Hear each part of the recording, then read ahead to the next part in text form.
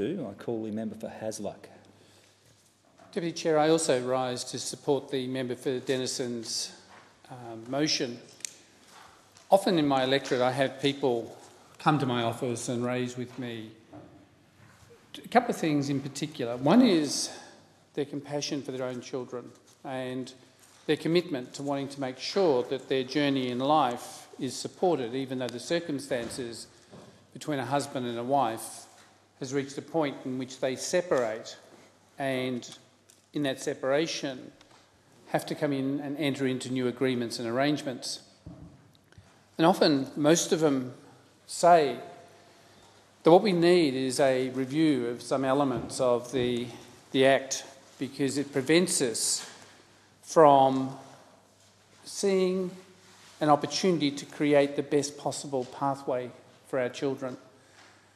Marriage separations are very bitter. Not in all instances though, because I do have constituents who have amicably separated, divorced and reached agreements in terms of their contribution and commitment to their children. In any relationship where you have children, it takes two, and the responsibility resides with both. But it's saddening when you see bitterness that prevails to the detriment of a child. And often I've had people come to me with solutions saying, why can't we just amend the Act that enables us to do the things that are best for our child?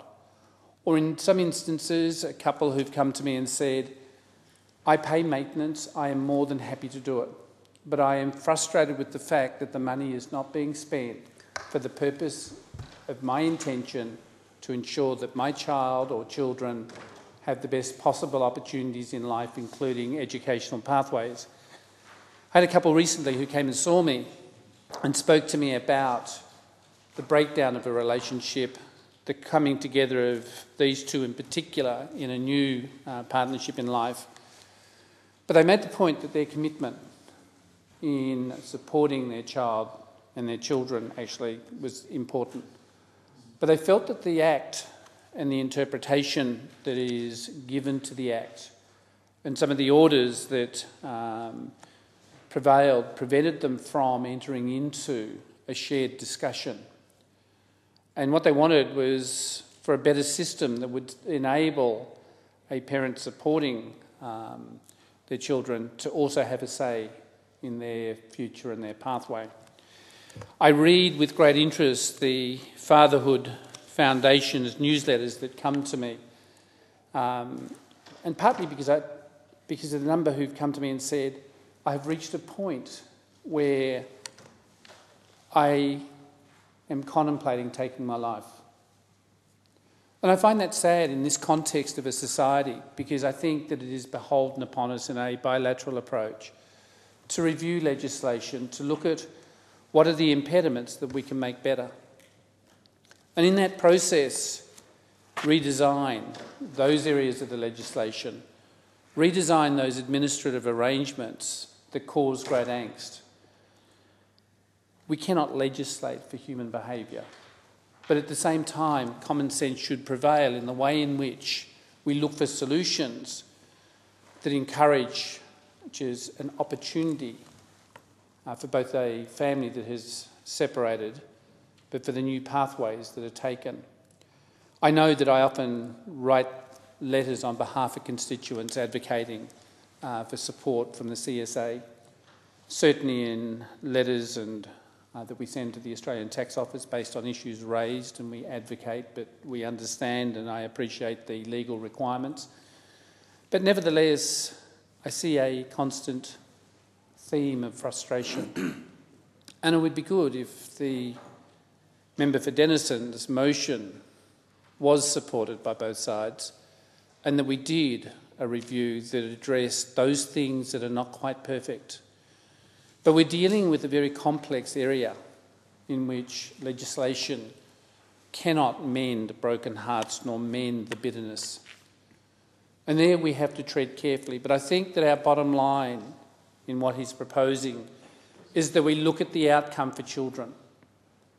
Because certainly based on the evidence of work by overseas people, certainly by the relevant research institutes in Australia, there is a strong correlation that children who end up in dysfunctional contexts tend to take a pathway that is detrimental to themselves, that is detrimental in terms of their educative, their work, career pathway, and certainly in terms of their health.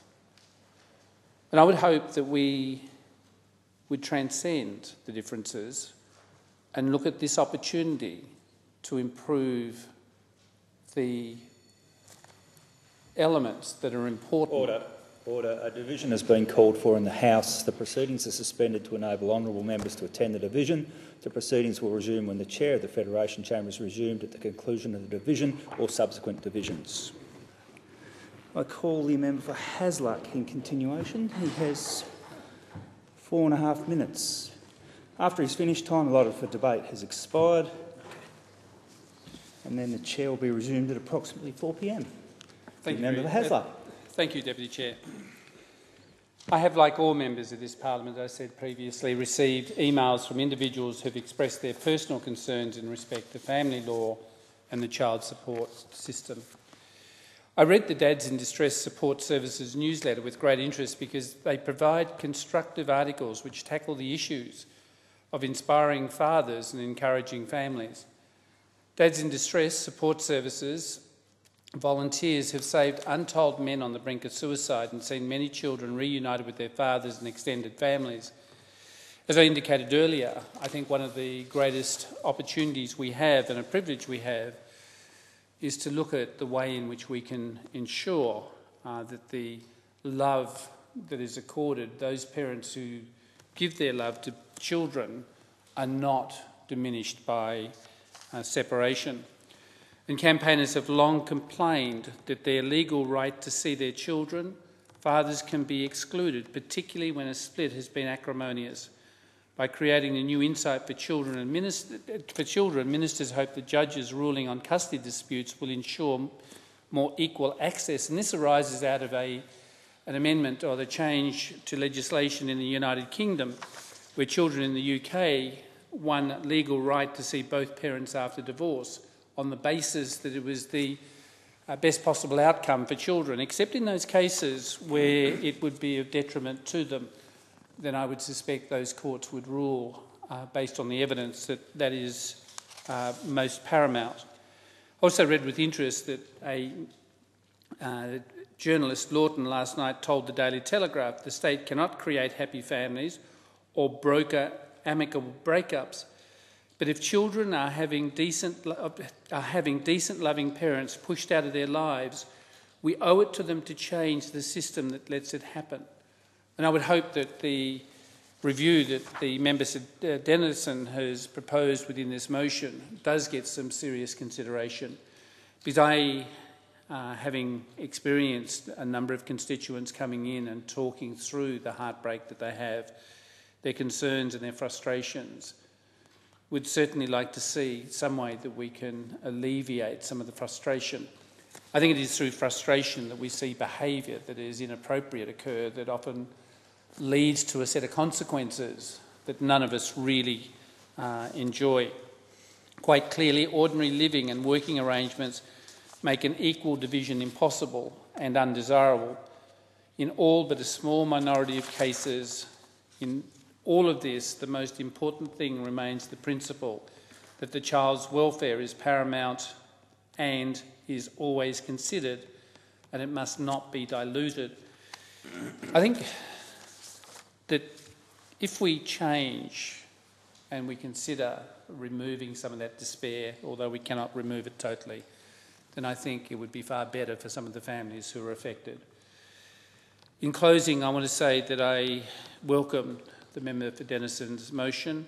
I certainly support the 4 tranches of what he recommends, and let's hope that that motion goes forward and that we as members of this House look at the possibility of easing some of the pain, hurt, and create the opportunities that need to be accorded to all children, that the love of one parent should never be excluded where the opportunity prevails and that the company and companionship and the learning that we take from either parent is there inextricably for the future, so that it encourages a strong and healthy individual who can understand the antagonism, but at the same time share in the love of both a mother and a father. Thank you, Mr Deputy Speaker.